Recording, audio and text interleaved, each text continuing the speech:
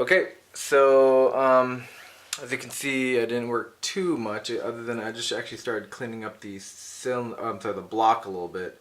I wanted to make sure that I got it as clean as possible, really get all the gasket material off, get that cleaned up as much as possible. That's going to be a big thing for me. You can actually still see some residue on there, and I'm not going to actually use a scraper or anything to get that off.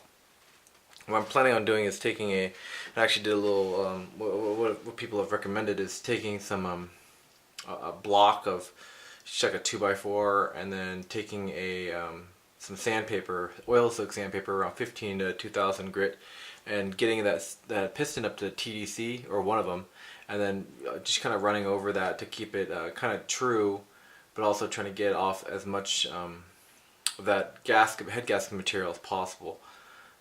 What you can also see in the piston well is it's liquid. I actually put some seafoam in there, and there are some that were just really built up with carbon and stuff, and I really wanted to get that as clean as possible. I'm not going to be sanding it down. I'm not going to be doing anything like that. Really just kind of using, the blue rags, the shop rags, to try to get that as clean as possible. But the seafoam is hopefully going to break up that carbon. The problem with this and any V6 or situated engine, not like inline engines, is that with the cylinder cleaning is that you won't be able to really kind of clean off the piston top of the piston very well, because it's at an angle. It's just kind of an angle all the time, so I can't let it soak like that very well. I mean, maybe one side will be clean but the other won't be. I mean, it's better than nothing, but I'll do my best to clean it up. I'm gonna let it soak for maybe overnight, if maybe even into the next day after tomorrow. But I really want to just kind of let this thing soak in, break down as much carbon as possible, get this thing cleaned up.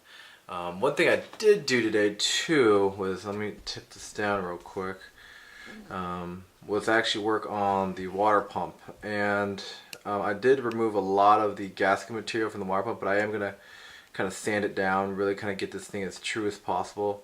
There's a bunch of gasket material left around the water pump overall, and that's going to be a big thing for me to really kind of make sure that's all true. And this also the water inlet, which goes to the thermostat. That uses an RTV silicone. I don't know if I actually got a gasket for that in the kit, but I actually might look at doing just RTV as well. One thing I actually forgot to mention before I even get this all thing cleaned up is I need to figure this out, and I'm gonna focus on it right there. The knock sensor. That is probably one of the most inconvenient places to put a knock sensor, because it's really difficult to relocate it. I did buy a new one, which is good, but what I do need to do is do a relocation and do a lot more reading on how people and where people do relocate their knock sensor. I'm just I gotta read the articles. I already bookmarked them and figure out how they do it. I know that some people splice wires in or whatnot. I mean, I've already got access to it, so it's not that big of a deal for me. But I do want to kind of get that out of the way, just so that I don't have to worry about it. But yeah, so I've got a good list of stuff that I need to do beyond just cleaning the block, relocating the lock sensor. Here's the power steering pump. Gotta work on that as well. Get that all situated. I mean, messing with the heads almost seems like the least of my worries, because that's not going anywhere. This stuff needs to kind of get done, and I guess that's why I slacked off, so that now I have the head. They're just kind of sitting here, and I've got a lot of other stuff to do beyond that. So I mean, that was my bad, but whatever. This is a project. It's not exactly it's not like, oh my gosh, I need to get done tomorrow, but I do want to kind of expedite it. So I do have a big list of stuff. I just want to get it done. It's just really for me, get it done as soon as you can, but also, take time to learn how to do it too as well. But overall, I mean, it seems pretty good, and yeah, so I'm probably gonna call it for today, just because I did a lot of cleaning. I actually got the actually, let me show you how I kind of set up the rest of the gaskets that I have.